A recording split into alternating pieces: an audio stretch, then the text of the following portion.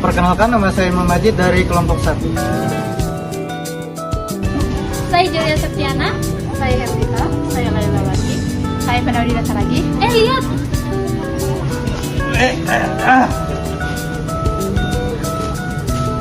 Saya Maulana Irfan Jordan. Perkenalkan, nama saya Stanley dari kelompok 1. Perkenalkan, nama saya Willy, saya dari kelompok 1 ingin membahas tentang perilaku konsumen. Selamat menyaksikan.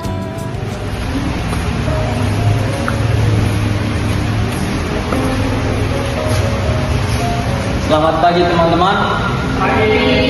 Kali ini kita ingin membahas tentang perilaku konsumen. Apakah teman-teman sekalian ada yang tahu tentang perilaku konsumen? Aku.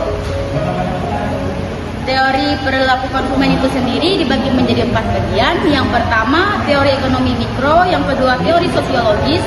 Yang ketiga, teori psikologis. Dan yang keempat, teori antropologis. Di sini saya tidak akan menjelaskan semuanya, namun saya akan menjelaskan apa itu teori ekonomi mikro. Teori ekonomi mikro ini sendiri menyatakan bahwa keputusan membeli adalah hasil perhitungan rasional atau konsumen akan memilih barang atau jasa yang memberikan kepuasan maksimal sesuai dengan selera dan relatifnya.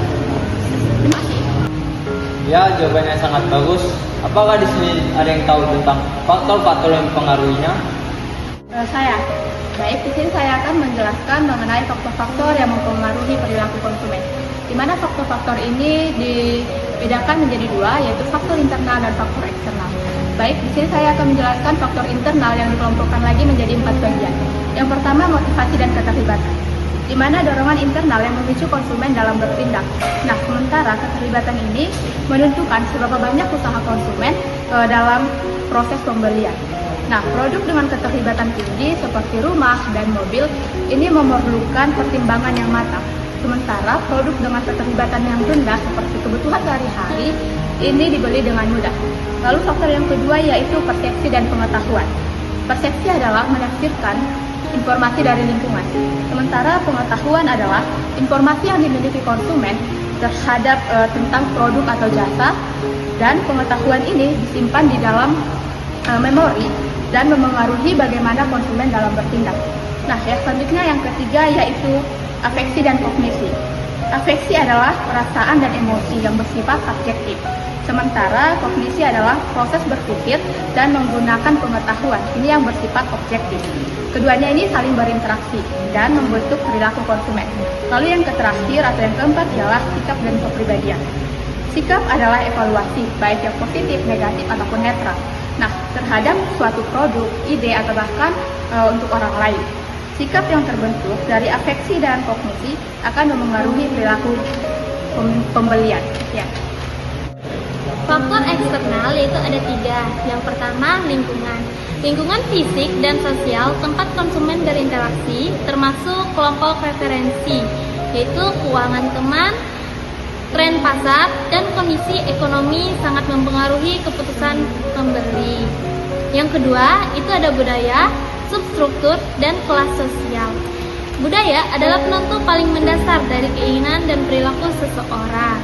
Substruktur yaitu kelompok yang lebih kecil, dan kelas sosial, pembagian hierarkis masyarakat, juga mempengaruhi minat, nilai, dan perilaku konsumen. Dan yang ketiga, itu media sosial dan digital. Di era digital, media sosial berperan besar dalam membentuk perilaku konsumen. Konsumen mencari informasi, membandingkan produk, dan dipengaruhi oleh ulasan serta testimoni dari pihak ketiga, influencer, di media sosial. Jawaban yang sangat bagus yang saya dengar dari Anda sekalian. Saya. Proses pengambilan keputusan pembelian ada 5. 1. Pengenalan masalah. Pengenalan masalah adalah konsumen menyadari adanya perbedaan antara kondisi saat ini dan kondisi yang diinginkan yang memicu kebutuhan. 2. Pencarian informasi. Pencarian informasi adalah konsumen mencari informasi dari berbagai sumber seperti keluarga, teman, iklan, dan internet. 3. Evaluasi alternatif. Evaluasi alternatif adalah konsumen mengevaluasi berbagai pilihan produk berdasarkan atribut dan manfaatnya untuk menentukan mana yang paling sesuai. 4. Keputusan pembelian. Keputusan pembelian adalah konsumen memilih merek yang disukai serta menentukan keputusan seperti penyalur, jumlah, waktu, dan cara pembayaran. 5. Perilaku pasca pembelian. Perilaku pasca pembelian adalah konsumen mengevaluasi produk setelah dibeli. Ya, jawaban yang sempurna. Apakah ada di sini ada yang tahu tentang strategi pemasarannya? Baik, saya Pak. Jadi menurut saya secara pribadi ada 3 tahapan dalam bagaimana kita memproses strategi pemasaran itu sendiri. Yang pertama ada segmentasi pasar. Jadi apa sih itu segmentasi pasar? Gini Pak, misalkan kita punya KFC, toko KFC. Toko KFC ini ada berpusat di Jawa. Nah, jika kita ingin membuat KFC tersebut di Kalimantan atau di Sumatera, maka kita memerlukan cabangnya Pak. Misalkan di pusatnya tadi ada di Jawa, kemudian untuk cabangnya sendiri ada di Kalimantan, di Sumatera, kemudian bisa juga tuh di Papua atau di mana Pak. Ya begitu Pak untuk segmentasi pasar. Kemudian ada yang kedua yaitu penargetan. Nah, jadi kita ini target kita untuk menjual produk kita itu untuk siapa? Misalkan untuk kalangan Gen Z atau orang muda atau untuk orang tua, selera mereka seperti apa?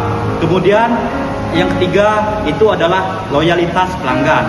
Apa sih itu loyalitas pelanggan? Jadi, menurut saya pribadi, loyalitas pelanggan itu sendiri seperti kita mempertahankan pelanggan kita agar mereka tetap membeli produk kita itu, Pak. Sekian, Pak. Ya, jawaban yang sangat bagus sekali. Apakah di sini ada yang bisa menyimpulkan dari pembelajaran kita hari ini? Saya Pak, kesimpulannya yaitu perilaku konsumen adalah proses yang kompleks dan dinamis dipengaruhi oleh interaksi antar faktor internal seperti afeksi, kognisi, motivasi, pengetahuan, dan faktor eksternal yaitu budaya, sosial, lingkungan, dan teknologi. Memahami perilaku ini sangat krusial bagi suatu perusahaan untuk merumuskan strategi pemasaran yang efektif. Proses pengambilan keputusan pembelian yang terdiri dari 5 tahap. Yang pertama, pengenalan masalah, pencarian informasi, evaluasi, keputusan, dan evaluasi pasca pembelian.